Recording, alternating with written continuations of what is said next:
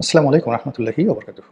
সম্মানিত দর্শক, আমাদের ব্যাংকিং সেক্টরে গত ১৭-১৮ মাস অর্থাৎ ডক্টর মোহাম্মদ ইউনূসের জামানাতে যে তাণ্ডব চলেছে, যে লুটপাট চলেছে, যে দখল বাণিজ্য চলেছে, এটি শেখ হাসিনার যে ১৭ বছর বা ১৬ বছরের জামানাতে এগুলোকে একত্র করলে বা কয়েক গুণ বাড়ালেও কিন্তু তার সঙ্গে তুলনা করা যাবে না। শেখ হাসিনার জামানাতে যে দখলগুলো হয়েছিল সেগুলোর একটা নিয়ম ছিল, কানুন ছিল। যেমন ধরেন এস আলম এস আলম সেই ইসলামী ব্যাংক দখল করেছে। আপনারা জানেন যে ইসলামী ব্যাংকের যে পরিচালনা পর্ষদ, আমি শুধু একটা ব্যাংকের উদাহরণ দিচ্ছি। তো পরিচালনা পর্ষদ নিয়ন্ত্রণ করত জামাত। আর সেই পরিচালনা পর্ষদ নিয়ন্ত্রণ করতে গিয়ে তাদের হাতে আসলে ব্যাংকটির কোনো শেয়ার ছিল না। তাদের হাতে যে শেয়ার ছিল মানে সম্ভবত ইবনে সিনা ট্রাস্ট বা এই ধরনের যে গুপ্ত জামাতি কতগুলো সংগঠন আছে না, ইবনে সিনা আছে, আল রাজি আছে, এরকম অনেকগুলো প্রতিষ্ঠান। তো ওদের সাকল্যে 2% শেয়ার ছিল। এই 2% শেয়ারের হয়তো একটা শেয়ার বা 5টা শেয়ার 10টা শেয়ার শাহ আব্দুল হান্নানকে দেওয়া হলো, মীর কাসিম আলীকে দেওয়া হলো, মানে ওই যে আগে আবু জাহের তাকে দেওয়া হলো। তারা এটার ভিত্তিতে বা এটার উপর ভিত্তি করে ব্যাংকের বোর্ডের চেয়ারম্যান হয়ে গেলেন। তারপরে চেয়ারম্যান হয়ে যত নিয়োগ, বদলি, লোন, স্যাংশন, ব্যবসা বাণিজ্য যা কিছু আছে সব কিছু এই ইসলামী ব্যাংকের মাধ্যমে তারা করেছে। করে এই যে এই ব্যাংকটিকে মানে তারা সবচেয়ে বেশি বেনিফিট করত। মধ্যপ্রাচ্য থেকে রেমিটেন্স আসতো, বেশি বিনিয়োগ করতো, কিন্তু স্টাফদেরকে তারা সবচেয়ে কম বেতন দিত। দ্বিতীয়ত হলো ইসলামী ব্যাংকে অন্যান্য ব্যাংকে যে জনবল ছিল সেই জনবলের ঘাটতিও ছিল। মানে একজনকে দিয়ে 1.5 জনের কাজ করানো হতো, ক্ষেত্র বিশেষে 2 জনের কাজ করানো হতো।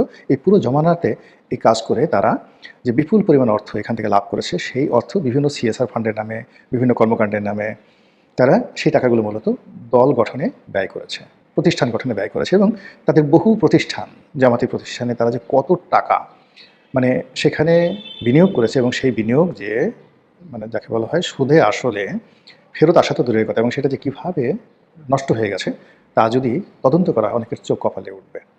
আপনাদেরকে বলি, এই যে দেখেন না, নয়া দিগন্ত মিডিয়া, দিগন্ত টেলিভিশন। তো দিগন্ত টেলিভিশন, নয়া দিগন্ত মিডিয়া, এই মিডিয়াতে বিনিয়োগ করেছে কে? ইসলামী ব্যাংক। এবং এই বিনিয়োগ নিয়ে তারা আবার শেয়ার মার্কেটে এদিকে পাবলিক শেয়ারে গেছে। পাবলিক শেয়ারে গিয়ে জনগণের টাকা আবার দিগন্ত মিডিয়া নিয়ে সেই দিগন্ত মিডিয়া এখন বন্ধ হয়ে আছে, নয়া দিগন্ত দুগ্ধ করে চলছে। আমি নিজে 4-5 লাখ টাকা পাবো, 3-4 বছরের লেখার টাকা তারা দিতে পারছে না। এই হলো জামাতের ইনসাফ আর লেনদেনের ভূমিকা। এইভাবে বহু মানুষ, বহু প্রতিষ্ঠান, ওই যে মাহমুদুর রহমান সাহেব যে আমার দেশের সম্পাদক, তার পত্রিকা তো তাদের প্রায় 40-50 কোটি টাকার মতো সেখানে বিনিয়োগ করা আছে ইসলামী ব্যাংক। তো সেই টাকা তো মাহমুদুর রহমান সাহেব দিতে পারেনি, উনি পুরো সময়টাতে ছিলেন, সেটা বেড়ে এখন কয়শো কোটি টাকা হয়েছে আল্লাহ জানে। আবার যখন এই যে পট পরিবর্তন হলো, সেই মাহমুদুর রহমানের আমার দেশ আবার বের হলো, নিঃসন্দেহে তাকে সেইগুলো রিশিডিউল করে দিতে হয়েছে। তো এই কাজগুলো জামাত এত ম্যাটিকুলাসলি দ্রুততার সাথে অতীতে করতো, যেটা বাইরে আসতো না। সবাই মনে করতো সুবহানাল্লাহ, না জানি কত ভালো একটা ব্যাংক, সবাই বিশ্বাস করতো। এবং মানুষের সেই বিশ্বাসকে পুঁজি করে পুরো ইসলামী ব্যাংকিং সেক্টরে তারা যে আধিপত্য বিস্তার করতো, মানে তাদের লোক, যে কটা ইসলামী ব্যাংক আছে তাদের যে সারিয়া বোর্ড, সেই সারিয়া বোর্ডগুলো নিয়ন্ত্রণ করতো জামাতি আলেম ওলামারা। বাংলাদেশের যত জামাতি আলেম রয়েছেন তারাই এ সকল সারিয়া বোর্ডের সাথে জড়িত থেকে ইসলামী ব্যাংকগুলো তারা নিয়ন্ত্রণ করতেন। এমনকি বাংলাদেশ ব্যাংকের যে সারিয়া বোর্ড রয়েছে সেখানেও তারা নিয়ন্ত্রণ করতেন, এমনকি আওয়ামী লীগ জামানাতে। এরকম অবস্থা ছিল তাদের। সেই জায়গা থেকে আওয়ামী লীগ বের হয়ে আসার জন্য তারা এই প্রথম এস আলমের মাধ্যমে তারা এই ওপেন মার্কেট থেকে, যেহেতু এটা public limited company, open market থেকে শেয়ার কিনে শেয়ারের ভিত্তিতে তারা নিয়ম নীতি ফলো করে তারপরে মানে বোর্ড তারা দখল করে। এবং পরবর্তীতে যখন এস আলম এটা দখল করার পরে যারা বড় বড় বিদেশি শেয়ার হোল্ডার ছিলেন, সৌদি আরবের যারা মালিক ছিলেন, এডিবি ছিলেন, আইডিবি ছিল, এডিবি না আইডিবি ইসলামিক ডেভেলপমেন্ট ব্যাংক ছিল, তো তারা এখান থেকে তাদের শেয়ার এস আলমের কাছে বিক্রি করে দেয় বা প্রত্যাহার করে দেয়, এগুলো আবার এস আলম কিনে। এখানে দুটো বিষয় আছে, অর্থাৎ ব্যাংকটা পরিচালনার ক্ষেত্রে এস আলম যে কাজটা করেছেন সেখানে তিনি নিয়ম নীতির জোর জবরদস্তি করেছেন। এখানে চেয়ারম্যান থেকে শুরু করে যারা ছিলেন, আগে যারা এমডি ছিলেন, কর্মকর্তা ছিলেন, জামাত পার্টির লোক ছিলেন, তাদেরকে তাড়ানোর ক্ষেত্রে ডিজিডিএফআইকে ব্যবহার করা হয়েছে, কিন্তু নিয়ম মানা হয়েছে, কাগজপত্র সব কিছু ওকে আছে।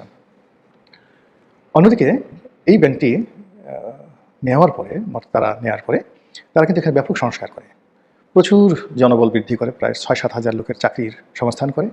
বলা হয় এগুলো বেশিরভাগই চট্টগ্রামের এস আলমের লোক, এস আলমের ব্যাংক এস আলমের লোক নিয়োগ দেবেই, এখানে তো গোলাম মোল্লা রনির লোক নিয়োগ দেবে না, এটা কেউ দেয় না।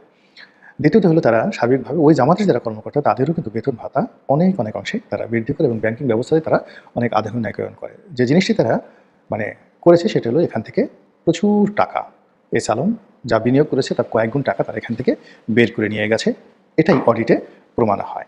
এখন এই কাজটি এসএলএম কিভাবে করেছে? সেই টাকা নিয়ে কি দেশে শিল্প কলকারখানা করেছে? কিংবা ইসলামী ব্যাংকের টাকা দিয়ে কি ফার্স্ট সিকিউরিটি ব্যাংক কিনেছে? আবার ফার্স্ট সিকিউরিটি টাকা দিয়ে কি সোশ্যাল ইনভেস্টমেন্ট ব্যাংক কিনেছে? এরকম কাজ করেছে কিনা সেটা ফার্স্ট প্রশ্ন। দ্বিতীয় প্রশ্ন হলো যে এই টাকাগুলো নিয়ে বাংলাদেশে সে শিল্প কলকারখানা স্থাপন করেছে কিনা। আর আশঙ্কা হলো এই টাকার যে বিরাট অংশ তারা রাজনৈতিক টাউট বাটপারকে ভাগাভাগি করে দিয়েছে কিনা, দেশের বাইরে কত টাকা পাচার করেছে। তো what ever maybe, Islami bank কিন্তু চলছিল। বাংলাদেশের অন্যান্য যে ব্যাংকগুলো আছে সেই ব্যাংকগুলোর তুলনায় ইসলামী ব্যাংক কিন্তু চলছিল। তো এই যে যখন শেখ হাসিনার পতন হলো, তখন এই ইসলামী ব্যাংকগুলোকে যেভাবে রাতারাতি জামাতের লোক উইদিন 24 আওয়ার্সের মধ্যে দখল করলো, সেখানে না নিয়ম, না কানুন, না কোনো কিছু, এবং সেখানে যে প্যানিক তৈরি করা হলো, যেটা ব্যাংকিং সেক্টরে স্বাধীনতার পরে এখন পর্যন্ত হয়নি। এবং এটা অসাধারণ সিন্ডিকেট করে, অসাধারণ সিন্ডিকেট, বাংলাদেশ ব্যাংকের গভর্নরকে তারা কবজা করে ফেললো। এবং গভর্নর এই জামাতের হুকুমের বাইরে, জামাতের ডিজাইনের বাইরে একটা সিদ্ধান্ত নেয়নি। এবং এই ব্যাংকিং সেক্টরে 5টা ইসলামী ব্যাংককে একত্র করা, সম্মিলিত ইসলামী ব্যাংক নাম দেওয়া, এবং এসআলএমের যে ইসলামী ব্যাংক এবং অন্যান্য যে ইসলামী ব্যাংকগুলো আছে সবগুলোকে জামাতের করায়ত্তে দিয়ে দেওয়ার জন্য যা যা করা দরকার, মানে আহসান এস মনসুর সেই কাজগুলো করেছেন। এবং এর কারণে তিনি দুবাইতে কী পেয়েছেন, তার মেয়ে কী পেয়েছে, এগুলো নিয়ে বহু গল্প আছে, বহু কাহিনী আছে। এগুলো তদন্ত হচ্ছে এবং আগামীতে আরও তদন্ত হবে। কিন্তু যে জিনিসটি হয়ে গেছে সেটা হলো যে তারা এই ব্যাংকগুলোকে চাকরিচ্যুতির মাধ্যমে, যে সালামের যে সমস্ত লোকজন ছিলেন, একেবারে টপমোস্ট যারা সিনিয়র ছিলেন তারা থেকে শুরু করে একেবারে নিচের যারা আছেন তাদেরকে রীতিমতো খালি করে দিয়ে পুরো ব্যাংকিং সার্ভিসটিকে এখন প্রশ্নের মুখোমুখি করে দিয়েছে।